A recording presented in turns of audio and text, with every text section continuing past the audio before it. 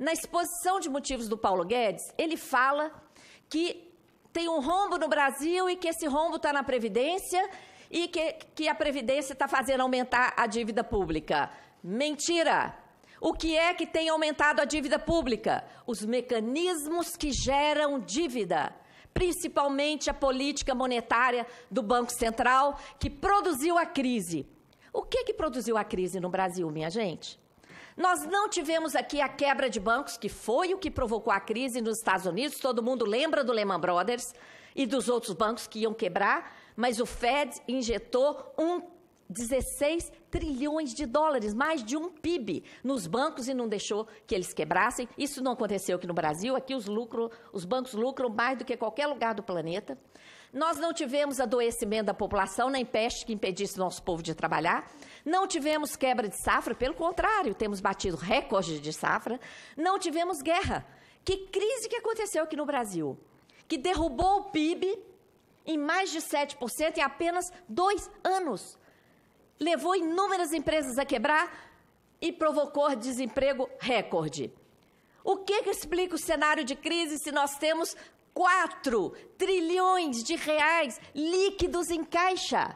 Temos 1,270 trilhões no Caixa Único do Tesouro.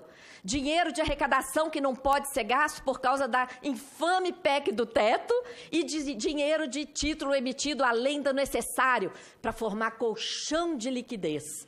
Senador, como se uma pessoa fosse ao banco, pegasse empréstimo, pagasse juros lá no banco e colocasse o dinheiro no colchão para dar segurança. Colchão de liquidez, 1,270 trilhões no Caixa Único do Tesouro.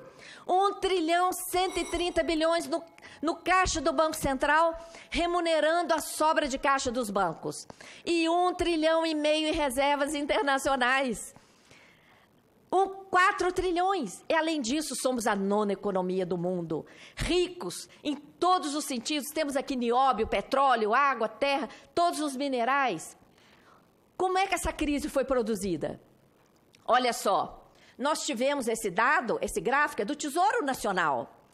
Olha essa montanha azul, é o superávit primário de 1 trilhão que nós produzimos ao longo de 20 anos.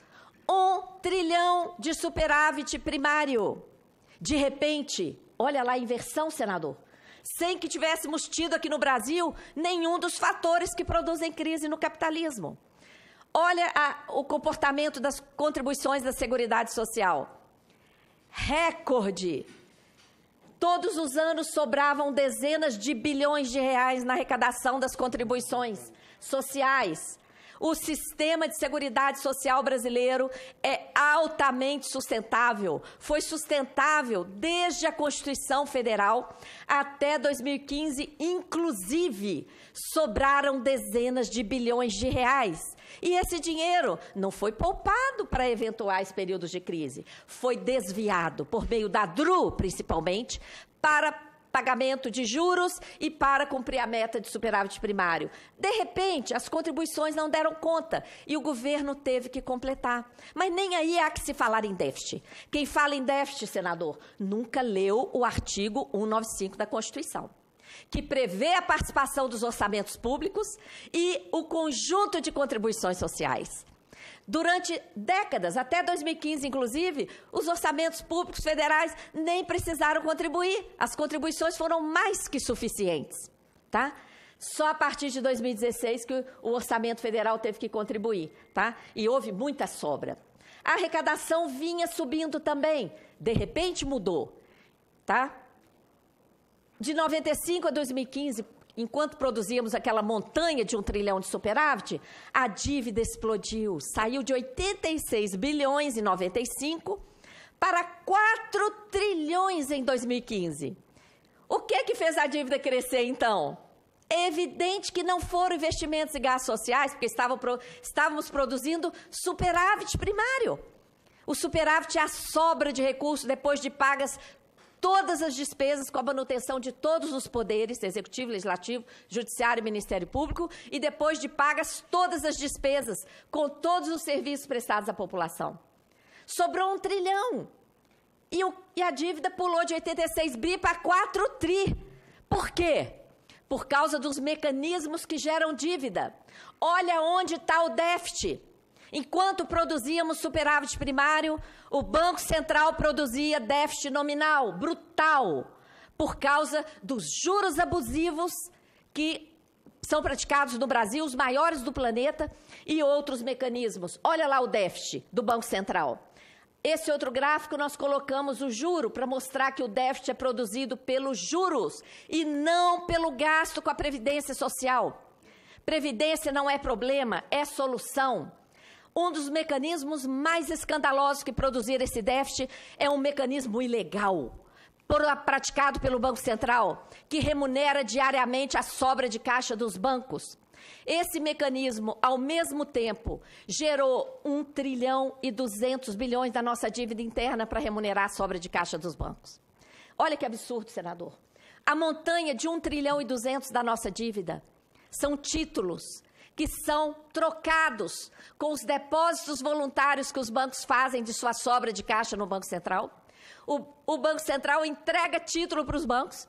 À medida em que os bancos estão com os títulos, eles recebem juro diário.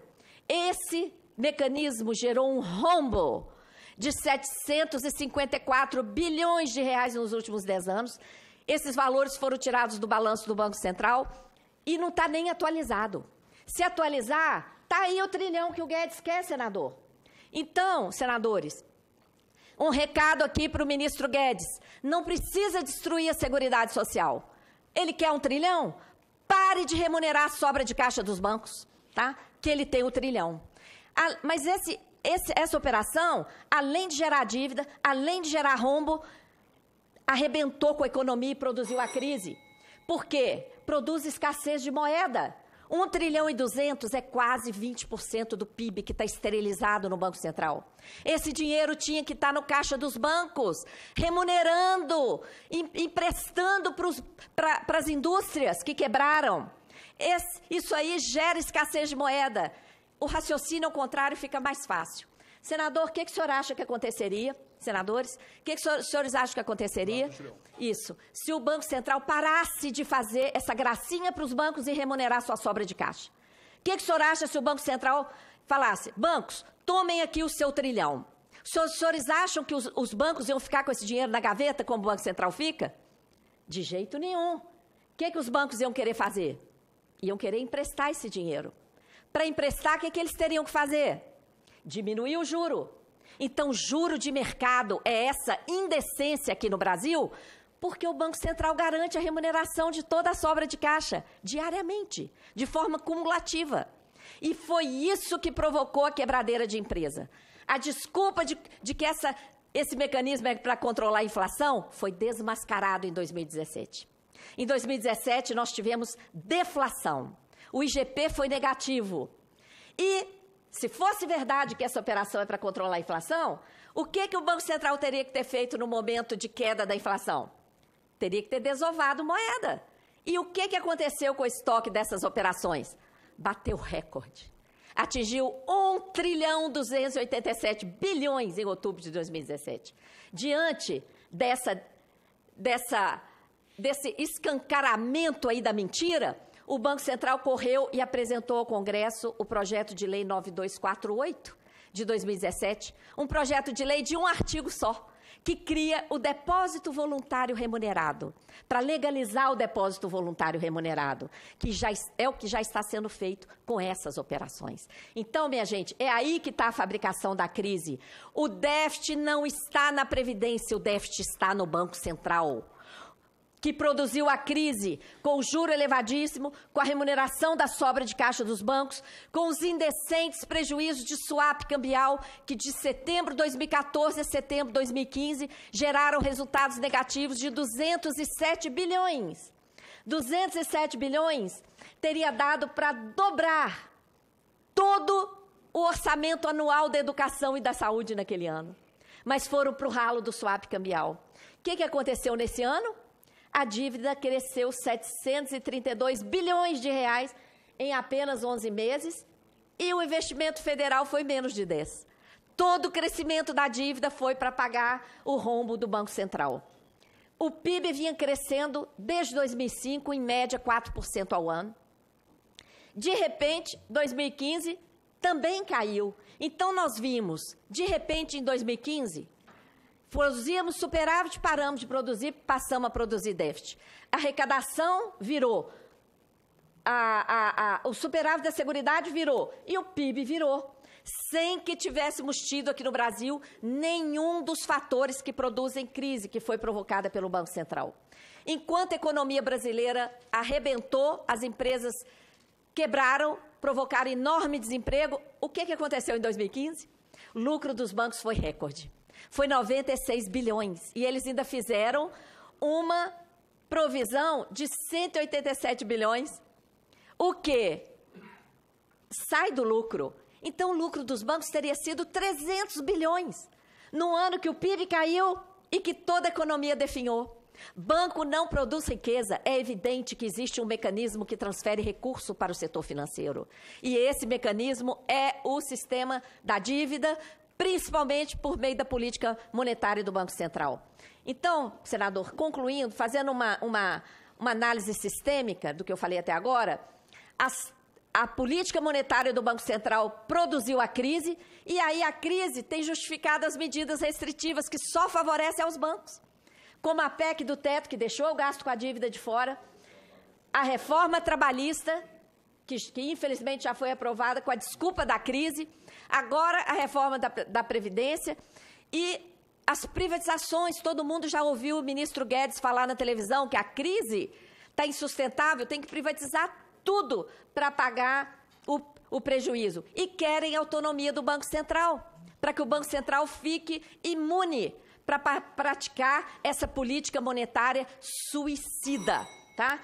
Querem mais. Olha, já se apoderam de metade do orçamento federal todo ano, já se apoderam do patrimônio nas privatizações, querem se apoderar do nosso principal patrimônio social por meio da reforma da Previdência e não estão satisfeitos. Querem se apoderar diretamente do fluxo de arrecadação tributária através do esquema da securitização de créditos públicos, tá? Que infelizmente foi aprovado aqui nesse Senado e agora está lá na Câmara. Tomara que seja barrado.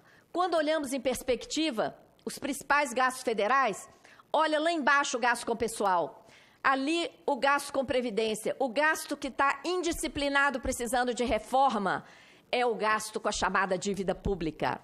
Os dados que o governo tem apresentado de juros estão mascarados.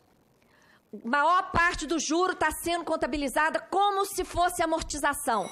Amanhã tem audiência pública sobre isso na Câmara, tá? Se você puder concluir, não, só para dizer que não, acho que é isso mesmo, nós estamos aqui para debater. Eu lhe dei 20 minutos, vou lhe dar mais 5, mas darei 25 minutos para cada um dos convidados. Tá. E sem prejuízo do debate depois ainda. Tá bem. Vou te dar mais 5, eu sei que esse estudo é longo. É porque senão não dá para apresentar a ideia, consegue, né? Vai lá. Então, no orçamento, nós da Auditoria Cidadã somamos os juros com amortizações porque provamos, desde a CPI da dívida, a mega pedalada que acontece no Brasil, que é a contabilização de grande parte dos juros, como se fosse amortização. Mega pedalada de centenas de bilhões de reais que acontece desde o Plano Real, tá? Tá ali o link com a explicação. No orçamento desse ano, a maior parte está reservada para a dívida, 44%. Os servidores que estão aí sendo linchados recebem menos de 1/4 do que se gasta com a dívida. Eu já falei do novo esquema que desvia o fluxo da arrecadação tributária, a chamada securitização de crédito público. Tem vários documentos na página da Auditoria Cidadã. É um esquema semelhante ao que atuou na Europa e quebrou a Grécia. Os valores pagos pelos contribuintes caem na rede bancária, não irão mais direto para os cofres públicos. Irão barrar numa trava bancária que está sendo criada por esse esquema. Isso tem a ver com a reforma da Previdência, que já está reservando recurso para esses tipos de desvios, que, por infâmia, cria empresa estatal. Está sendo criada estatal em cada estado, em cada município, a exemplo da PBH Ativos S.A. em Belo Horizonte, CPSEC S.A. em São Paulo, MGI Investimentos em Minas Gerais. É um esquema Tá? Então, a dívida tem sido gerada, gente, pelos mecanismos que geram dívida, pelos mecanismos de política monetária, transformação de dívida privada em pública, elevadíssima taxa de juros, juros sobre juros, contabilização de juros como amortização, swap, remuneração da sobra de caixa dos bancos, emissão excessiva de título para formar colchão de liquidez, prejuízo do Banco Central, securitização de crédito público. Olha só os esquemas. Nada disso corresponde à dívida para investimento, tá? Por isso, a gente criou o termo sistema da dívida. O sistema da dívida é um termo que eu criei para caracterizar a utilização do endividamento público às avessas. Em vez do endividamento público significar aporte de recursos ao orçamento, para que os poderes públicos possam fazer investimentos de longo prazo, o sistema da dívida funciona às avessas. É um ralo contínuo de recursos. Dívida sem contrapartida alguma. O estoque cresce, mas o dinheiro vaza para o sistema financeiro. E o maior beneficiário é justamente o sistema financeiro.